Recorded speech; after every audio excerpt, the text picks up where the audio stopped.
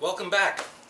So we're going to get ready to start our build, and so there's a couple of things we want to prepare for before we start drawing any lines or bending any battens around for our spline to get our shape.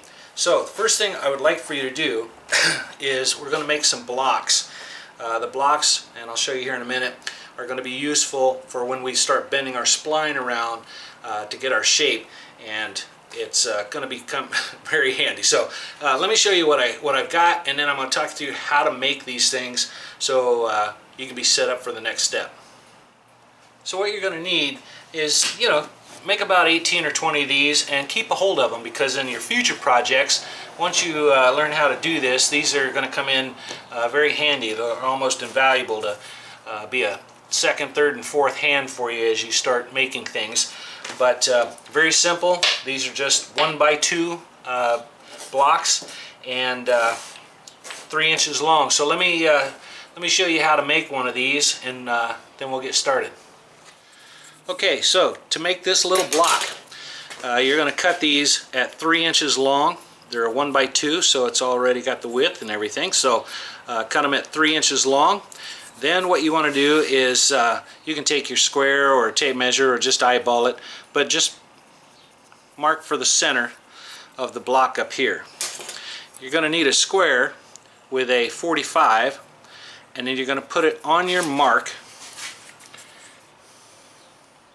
like so, and then just draw your line. You're going to do that for both sides, and then you'll go ahead and draw a line from point A to point B straight across, and that's where you're going to put your screw. So you'll cut those and you'll end up with a shape like this. You've got your mark here in the center. That's our pivot point for when we attach the blocks and we need to move our spline a little bit to get a little shape. So you put a screw there. I'm using a number 7 Phillips screw, and these are a tapered head, and it's about 3/4, maybe a 1 inch. Size does not matter. So in this case, now we have our block made, and we'll just run our screw in, and we'll run it all the way down to the bottom, so then when we lay it on our plywood we can attach it, and we'll be ready for our next step. So now that we have, I've got 17 here, but if you made 20 or so, you won't be hurting yourself. And I went ahead and took the liberty of numbering these. It's not necessary, but it is helpful for useful future reference as we bend our spline. So like I said, you don't need to number them, but I did. And now we're ready for the next step. So according to my drawings, all my spaces are 6 inches apart. Until we come to the back section where the curve is a little bit tighter, I started out with 1.5 inches, then I went over to 3 inch, and then we did a 6 inch, and then just for good measure did 9 inches. We start at the top, measure down, and make our line for the top curve. So we've got our sheet of plywood laying out here, and now what I'm going to want you to do is go ahead and, according to our drawing, start measuring over the 1.5 inches, 3 inch, 6 inch, and then 9 inch, and then 6 inches afterwards, and we'll get all of our vertical lines on our plywood, and then we'll start ticking off for the top. So to begin, I've got my drawing, and it's always good to keep that in front of you so you know where you're at on your template here.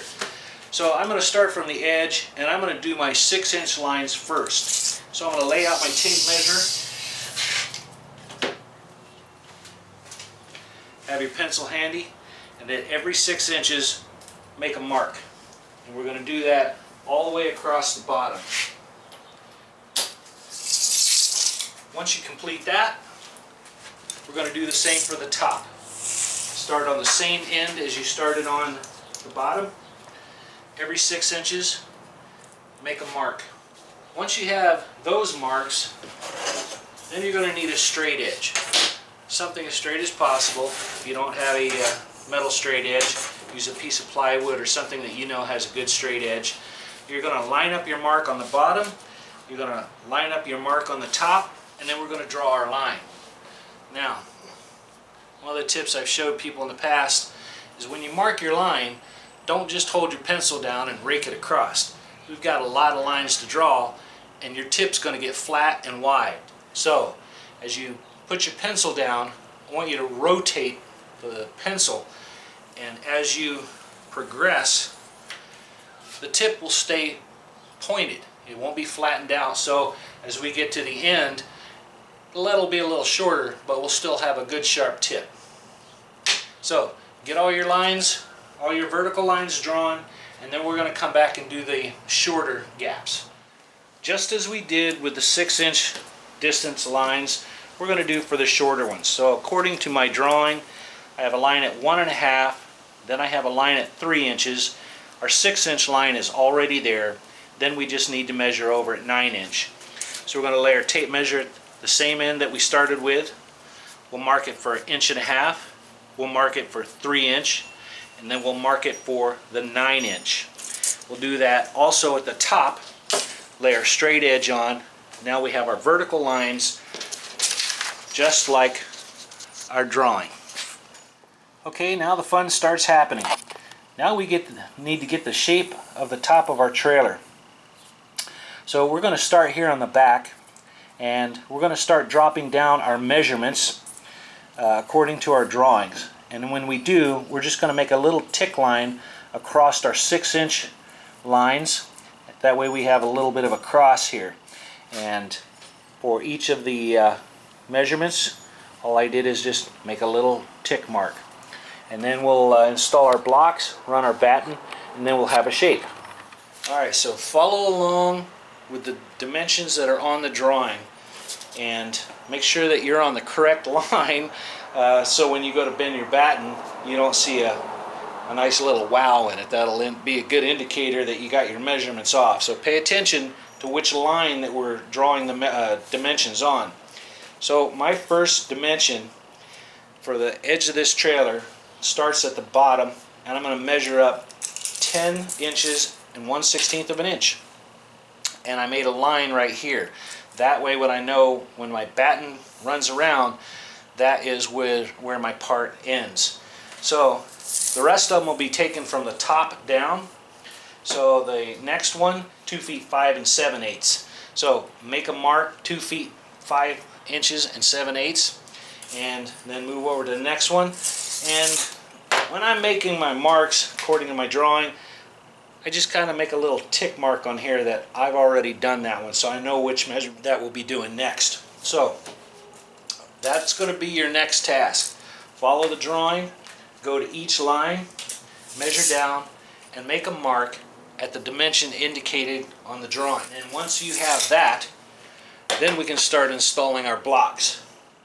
Now on my drawing, where I have my lines, I've got an area on the roof that is flat. Okay, this is where we will be installing a vent once it's completed, and this is where I'm going to start my first block, is on that first flat part.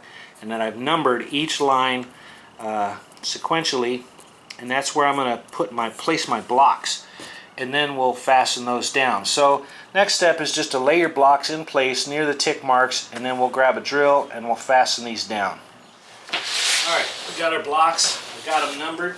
So what I want you to do is, starting at block number 1, we're going to set it, and because there's no curve up here, this is the flat part of the roof, number 1 and number 2 will be right at the edge of our template here. Then we can start placing number 3 and 4 and 5 and so on the tick marks that you made across your 6-inch lines.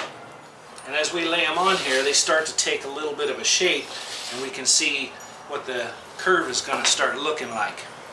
And then our last block will also run flush with the edge here. So as we got our battens down, we want to clamp it, and then we've got our nice flat edge, and we know where our end of our curve is. So next step, now that we've got all of our blocks in place, is we're just going to take a drill, and we're going to go ahead and screw fasten these onto our template. So let's go ahead and grab our drill,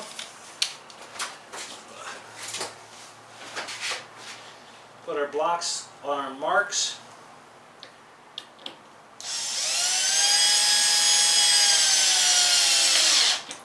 And start fastening them down. Now with our blocks in place, we can just kind of eyeball and kind of turn these in which direction we think that batten is going to be laying. That way half the work is done when we go to spring the batten around here. So I think we've got a nice shape with our blocks. We can see it coming together. Okay, next is to use our batten. So for the batten, I'm using a 1/4, and I think this was a Douglas fir, and I bought this as a piece of trim to go over an edge, and I had this piece left over, and it comes in handy right now. The other items that you're going to need are some sort of clamps, whether you have these quick grips or if you have the squeeze kind of grips. You can pick this up at Harbor Freight for $1 or $2 each. You're going to want a handful of those because that's what's going to start taking our shape.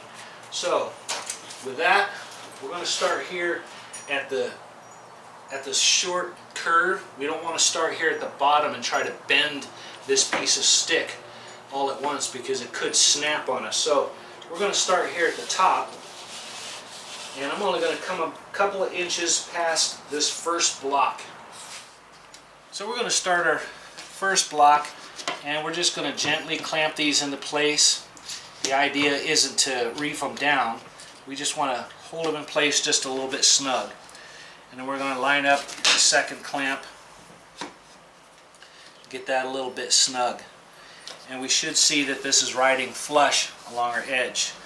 Then you want to reach out far here on the edge and start pulling it in, and as we do, then we can begin clamping things to get our shape.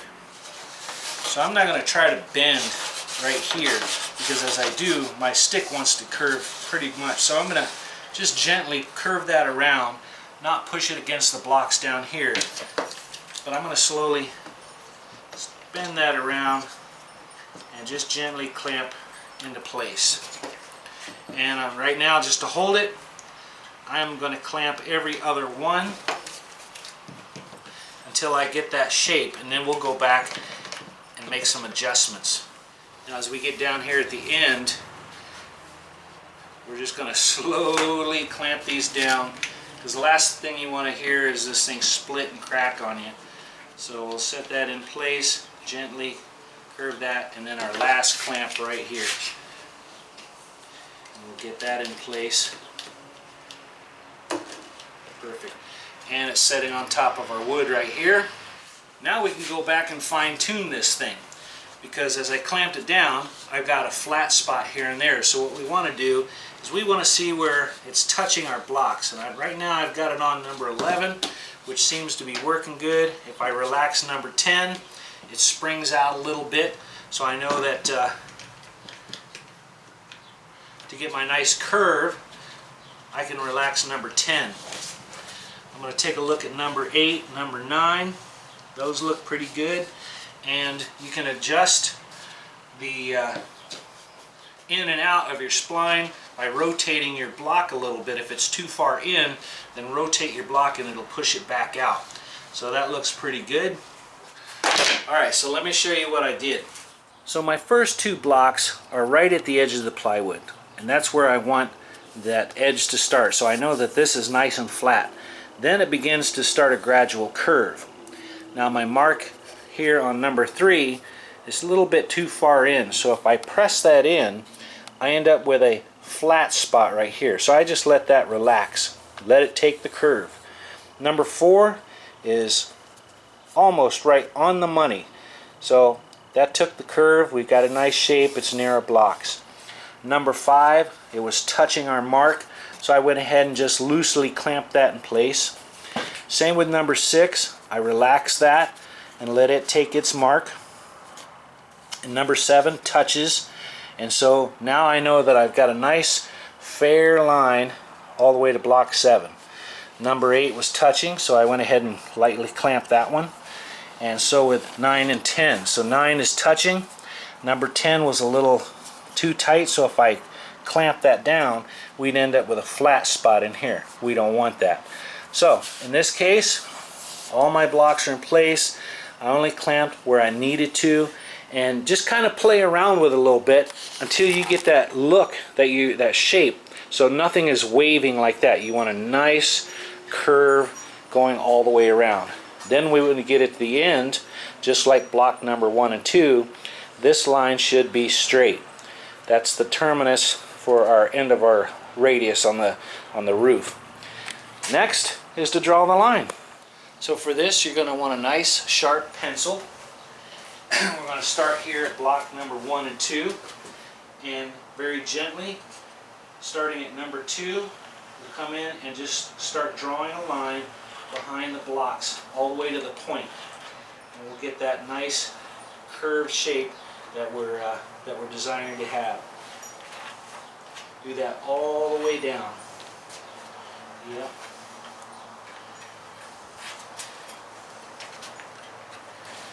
And make sure you get in behind the block. That way all your points meet. And once that's all done, our line is finished. Now we can take everything off and we've got our curve. So for this, we're just going to reverse our process. We're going to slowly take off the clamp at the end. Hold onto your stick so it doesn't reach out and smack somebody or crack. And then just let it relax. Come around. Let it come around. Remove our clamp.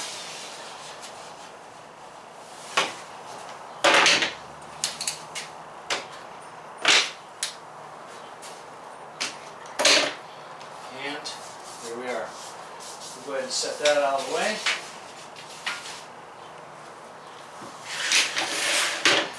Gather our clamps, we can put our clamps away. Then we'll take our blocks off.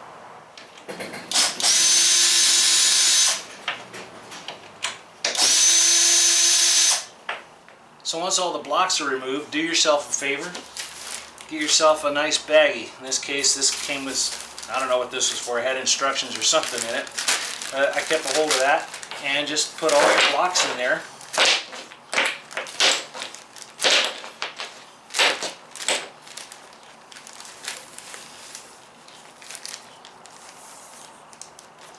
And you'll have that for future use. Just put it away where you know you can find them. Now we're ready for the next step. Alright guys, so now you should have a nice line that follows around, nice curved shape, no dips, no flat spots, all the way to the end.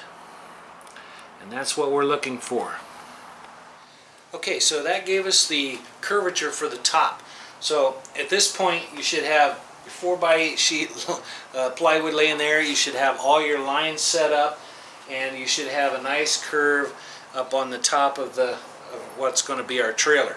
So next is the corners that we want to put our radiuses on.